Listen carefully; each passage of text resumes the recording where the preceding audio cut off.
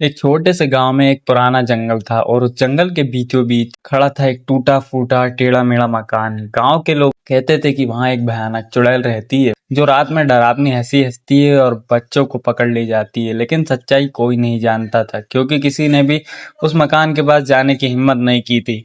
एक दिन गांव के दो दोस्त मोनू और चिंकू जंगल में खेलने गए। खेलते खेलते वे इतने आगे बढ़ गए कि सीधे उसी पुरानी मकान के पास पहुंच गए। दरवाजा चर चर की आवाज के साथ अपने आप खुल गया। दोनों डर गए लेकिन जिज्ञासा भी हो रही थी तो अंदर गए। अंदर का माहौल वैसा ही था जैसा किसी डरावनी कहानी में होता है, जाले, धूल और अजीब सी महक।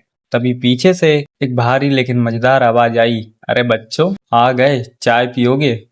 दोनों पीछे मुड़े तो देखा सामने एक लंबी सी और थोड़ी गोल मटोल चुड़ैल खड़ी थी, लेकिन उसके चेहरे पर खतरनाक मुस्कान नहीं बल्कि एक प्यारी सी हंसी थी। उसके हाथ में एक चाय का बड़ा सा केटली और प्लेट में बिस्कुट थे।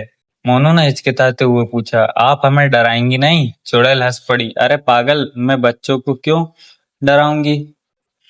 मुझे तो चाय पीते पीते गपशप करना पसंद है, लेकिन लोग मुझे गलत समझते। चिंकू ने धीरे से कहा, तो फिर गांव वाले आपसे डरते क्यों हैं? चुड़ैल ने एक लंबी सांस ली, क्योंकि मैंने कभी उनसे बात ही नहीं की और मेरी हंसी थोड़ी जोर से निकलती है तो दूर से डरावनी लगती है।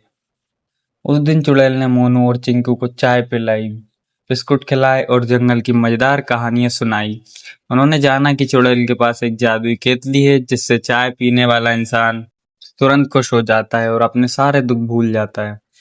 दोनों दोस्तों ने चुड़ैल से कहा, आप गांव में आकर सबको अपनी चाय पिलाइए, फिर कोई आपसे नहीं डरेगा। चुड़ैल को विचार अच्छा लगा, लेकिन वह बोली, अगर तुम दोनों मेरे साथ चलोगे तभी मैं जाऊंगी। अगले दिन मोनू और चिंकू चुड़ैल को लेकर गांव पहुंचे। पहले तो लोग डर गए, लेकिन जब उन्होंने देखा कि चुड़ैल चाय और बिस्कुट बांट रही है तो धीरे धीरे सब उसके पास आने लगे। चाय पीते ही सबके चेहरे पर मुस्कान आ गई। बच्चों ने तो चुड़ैल से कहा, आप हमारे साथ रोज खेला करो। उस दिन के बाद चुड़ैल गांव की सबसे प्यारी चाय वाली दादी बन गई। अब्बा रोज बच्चों के साथ खेलती, कहानियां सुनाती और चाय की महक से गांव को खुशियों से भर देती। और जो डरावनी हंसी कभी लोगों को डराती थी, अब वही हंसी गांव की पहचान बन गई।